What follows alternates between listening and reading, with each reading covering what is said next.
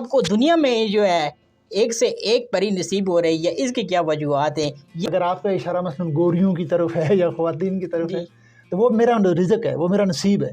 ان کے ساتھ دوستی، ان کے ساتھ تعلق، ان کے ساتھ محبت اور بلا تفریق اور بے غرض.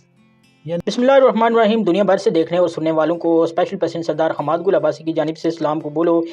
میرے ساتھ اس ٹائم موجود ہیں مصطفیٰ ماویہ صاحب. آپ انہیں اکثر سوشل میڈیا پر دیکھتے ہوں گے کہ یہ بڑا خوبصورت ترین لکھتے ہیں. اور السلام علیکم مصطفیٰ بھائی. مصطفیٰ بھائی کیسے ہیں؟ اللہ کا شکر. ٹھیک ہیں آپ کے نزدیک زندگی کیا ہے؟ آپ نے کب سے یہ لکھنے والا سلسلہ شروع کیا؟ آپ ماشاءاللہ لکھتے بھی بہت اچھا ہیں اور مختلف ممالک کا میں نے آپ کو دیکھا ہے کہ مختلف ممالک کے آپ نے لوگوں کے ساتھ ایک آپ کی اچھی انڈرسٹینڈنگ ہے. یہ سلسلہ کب سے شروع ہوا؟ آپ زندگی کو کس نظر سے دیکھتے ہیں؟ ہاں، سب سے پہلے تو آپ کا بہت شکریہ کہ آپ نے یہاں مدعو کیا. آپ سے مل کر دلی خوشی ہوئی ہے.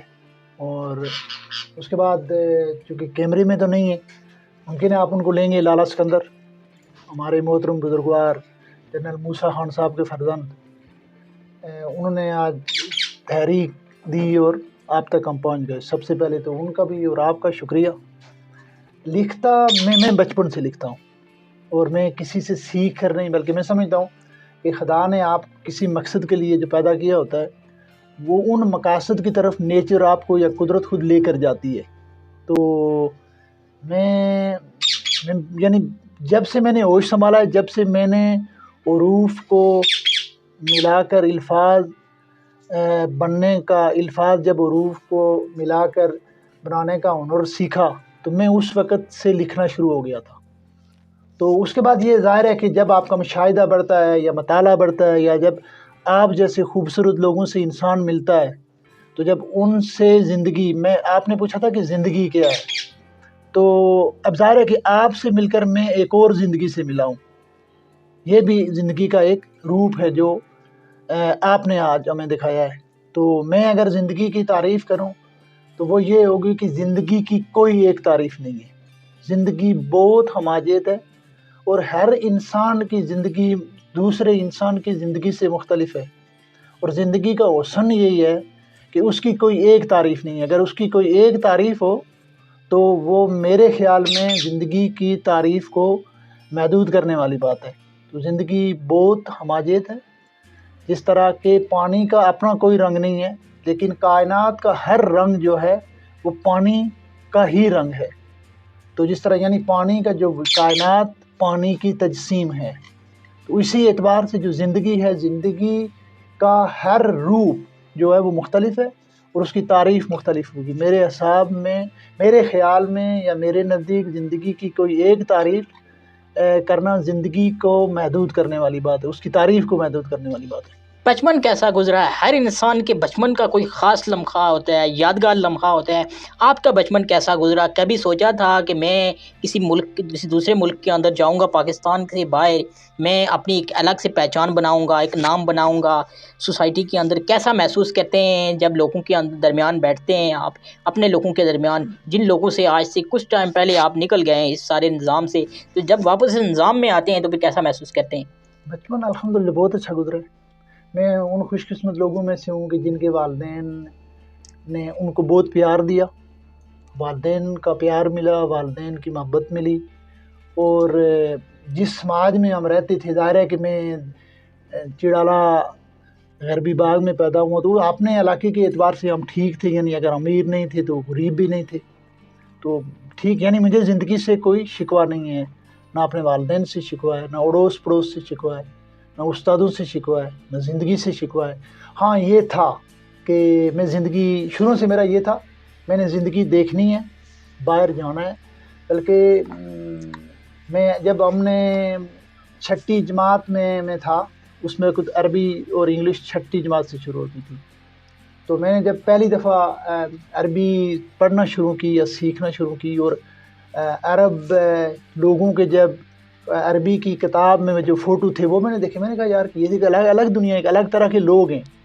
تو اس وقت سے میرے ذہن میں یہ آیا کہ اس دنیا کو بھی دیکھنا چاہیے. پھر یہ ہے کہ ہمارے ایک بہنوئی تھے، وہ اس وقت شاید ابوظہبی وغیرہ میں تھے، नाड़ाकोट से उनका ताल्लुक है। तो वो उस वक्त ज़ाहिर है ये सोशल मीडिया तो बहुत बाद की चीज़ है और टीवी भी नहीं था, तो वो लाए एक वो फिल्म सी होती थी, आप उसमें डालते थे एक रील और फिर उसको वो घुमाते थे और वो नज़र आता था मंजर, उसको हम देखते थे। तो उसमें मैंने देखा तो मगरबी ममालिक के कुछ लोग बैठे हुए थे और यूरोप, आप कह सकते, मैं समझता हूँ मैं शायद उन जगहों पर गया हूँ।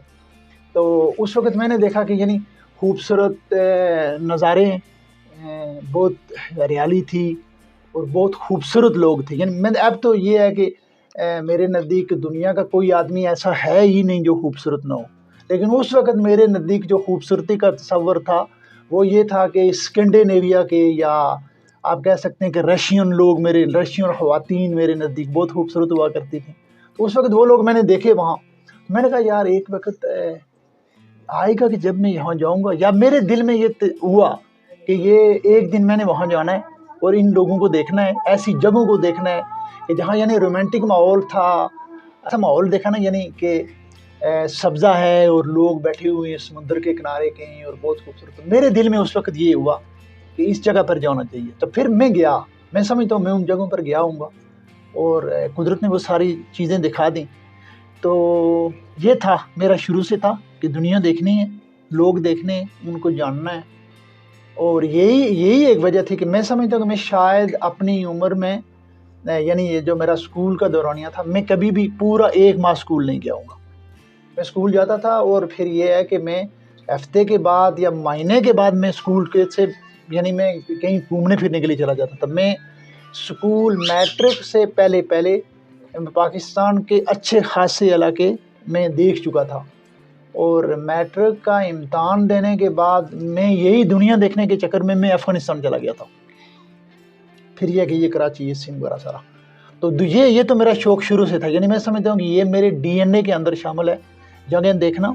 और फिर यह है कि मुझे आबादियों में जाने की बनिस्बत नेचर से मेरा ज़्यादा है, जो मुझ पर यानी आश्कार हुआ है कि मैं नेचर में अपने आप को ज़्यादा यानी पीस या अमन में वहाँ मुझे मिलता है जब मैं नेचर। और फिर ये है कि बनावटी लोगों के बजाय मुझे बनावटी लोग भी अच्छे लगते हैं। जब देखें एक आदमी का एक चेहरा और है लेकिन वो आपको एक और दिखाता है, वो कितनी बेहतरीन एक्टिंग करता है, मैं बहुत खुश होता हूँ ऐसे लोगों से मिलकर। लेकिन उसकी बनस्बत यह है कि मैं ज़्यादा रग़बत, ज़्यादा कनेक्शन महसूस करता हूँ जो लोग बनावटी नहीं होते हैं। तो उस एतबार से ज़ाहिर है कि वो फिर उनमें बच्चे ऐसे होते हैं कि उनके अंदर बनावट नहीं होती है। या फिर यह है कि लोग, एक स्टेज आता है उम्र आपकी ज़िंदगी में या आपके ध्यान और ज्ञान के बाद कि आप यानी तसव्वुफ़ की आप किसी ऐसी पौड़ी पर पहुँचते हैं कि वहाँ पर लोग बनावटी नहीं होते। तो उन लोगों के साथ मेरी ज़्यादा बनती है या रग़बत उनकी तरफ मैं ज़्यादा महसूस करता हूँ। तो ये शुरू से था। आज़ाद कश्मीर की सियासत में आपका आइडियल कौन है? मैं आज़ाद कश्मीर की सियासत में नहीं, मैं पूरी दुनिया की सियासत में मेरा कोई आइडियल नहीं है और आइडियल मेरे ख्याल में होता ही कोई नहीं है। 2 नाम, मेजर लतीफ़ अली, सरदार अतीक, इन दोनों में से आपका फेवरेट कौन है? पूछा है कि आज़ाद कश्मीर की यानी मेजर लतीफ़ अली साहब और साबिक़ वज़ीर-ए-आज़म सरदार अतीक अहमद साहब। तो मैं यानी आपको ऐसा जवाब दूंगा कि यानी बिल्कुल एक शॉर्ट में नहीं मैं दूंगा, यस और नो में नहीं देना चाहता हूँ। मसलन आप किस स्टेज पर हैं, किस चीज़ों को देखते हैं, किस तरह हैं। अगर आप एहतिजाजी सियासत और बिल्कुल यस और नो की सियासत करते हैं तो मेरा ख्याल है आपके फेवरेट मेजर लतीफ़ बनते हैं।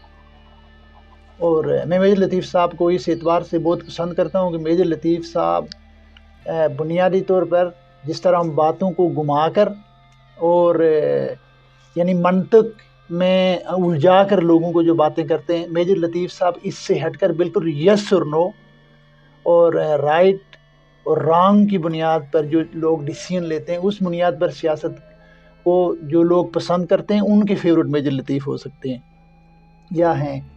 और जो लोग इससे हटकर, यानी ज़ाहिर है कि जब आप देखते हैं कि ताकत का मरकज़ कौन है और ताकत के मराकज़ से बनाकर सियासत कौन करता है, तो उस एतबार से जो लोग सियासत करते हैं, फिर जो लोग मफादात की सियासत करते हैं, तो उनके लिए उनके फेवरेट सरदार अतीक अहमद खान साहब हो सकते हैं। अब ज़ाहिर है कि मैं बिल्कुल यस और नो को भी मैं बिल्कुल यानी मैं मायूब नहीं समझ, या मैं इसको गैर ज़रूरी नहीं समझता हूँ।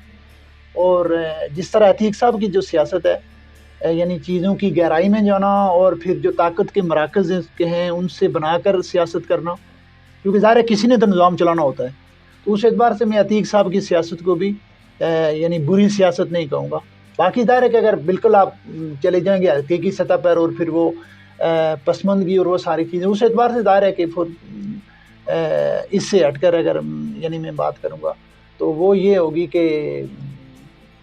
میجر لطیف صاحب اگر نہ ہوتے تو میرا خیال ہے یہ جو کچھ آپ کو تھوڑا بہت نظر آ رہا ہے یہ بھی نہ ہوتا. عتیق صاحب بالکل ظاہر ہے کہ پھر وہی طاقت کے مراکز سے بنا کر رکھتے، اور عتیق صاحب کو پتہ ہے کہ اگر جب طاقت کے مراکز سے آپ کی بنی ہوئی ہو تو عوام کوئی بہت زیادہ ضروری نہیں ہوتے ہیں. پھر یہ ہے کہ عوام کو ظاہر ہے کہ وہ جھانسا دیا جاتا ہے، اور پھر یہ ہے کہ ان کو یہ جھانسا یہ بھی دیا جاتا ہے کہ طاقت کے مراکز جو ہیں اور ان سے ہماری بنی ہوئی میرا ایک آخری سوال، یہ سوال بڑا انٹرسٹنگ ہے.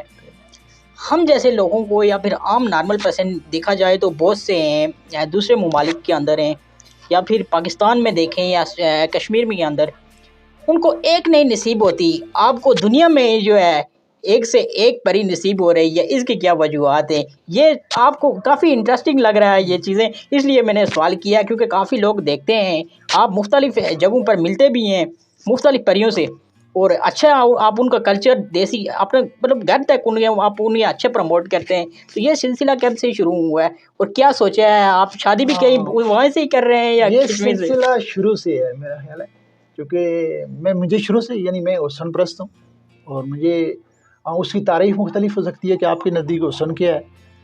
تو ایک تو یہ ہے، اور دوسرا یہ ہے کہ میرا یہ ایمان ہے کہ جس طرح یعنی کھانے کو آپ رزق سمجھتے ہیں، اس طرح آپ کے لیے اس قدرت نے آپ کے لیے ہر چیز آپ کے مقدر میں لکھ دی ہے. یہ مثلا میرا اور یہ جو آپ کا تعلق ہے، یہ جو بنا ہے، یہ بھی میرا اور آپ کا قدرت نے جو رزق رکھا تھا یہ میرا مقدر ہے. تو آپ کے ساتھ محبت کا تعلق اس سے لے کر، تو اگر میں دنیا میں کہیں جاتا ہوں تو اگر آپ کا اشارہ مثلا گوریوں کی طرف ہے یا خواتین کی طرف ہے تو وہ میرا رزق ہے، وہ میرا نصیب ہے. ان کے ساتھ دوستی، ان کے ساتھ تعلق، ان کے ساتھ محبت، اور بلا تفریق اور بے غرض، یعنی رب کے کنبے کے ساتھ میں یعنی بلا تفریق محبت کرتا ہوں. آخری سوال، آپ شادی کب کر رہے ہیں؟ کافی لوگوں کو انتظار ہے. اکثر سوشل میڈیا کے اندر یہ میں نے چیز نوٹ کی ہے کہ کمنٹس لوگ کہتے ہیں آپ کی شادی کے حوالے سے، لیکن آپ نے عمر کا ایک اتنا اچھا خاصا حصہ گزار دیا، شادی آپ کیا کر رہے ہیں؟ آخری سوال، مختصر اس کا جواب. میں تقدیر پر ایمان رکھنے والا انسان ہوں، اور میرے نزدیک یہ ہے کہ آپ کے نصیب میں جو چیزیں ہیں وہ ہوتی ہیں اور ہو کر رہیں گی. جب خدا تعالیٰ کو جو چیز جس طرح منظور ہوتی ہے، جس جگہ پر وہ وہیں وقوع پذیر ہوتی ہے.